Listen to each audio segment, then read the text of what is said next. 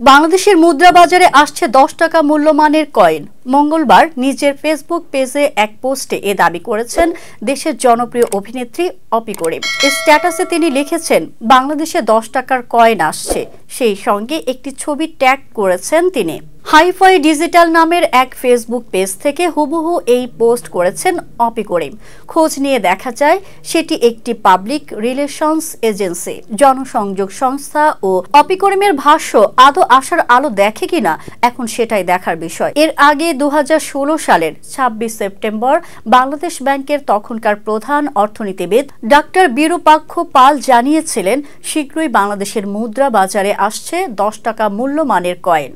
মূল্যস্ফীতির সঙ্গে তাল মিলিয়ে ধাতব মুদ্রার ব্যবহার ধরে রাখতে এ উদ্যোগ নিয়েছে বাংলাদেশ ব্যাংক। তিনি বলেছিলেন, 2017 সালের শুরু থেকেই 10 টাকার কয়েন বাজারে আসতে পারে। মূল্যস্ফীতির সঙ্গে তাল মিলিয়ে কয়েনের ব্যবহার ধরে রাখতে এ সিদ্ধান্ত নেওয়া হয়েছে। এছাড়া কয়েন ব্যবহারে বেশ কিছু সুবিধা রয়েছে, কারণ এটি টাকার মতো সহজে নষ্ট হয় না। টাকার চেয়ে কয়েন বহন করতেও সুবিধা হয়।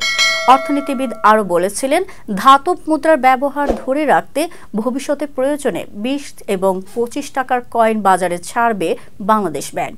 বাংলাদেশের মুদ্রা বাজারে বর্তমানে 1, 2 ও 5 টাকার কয়েন রয়েছে।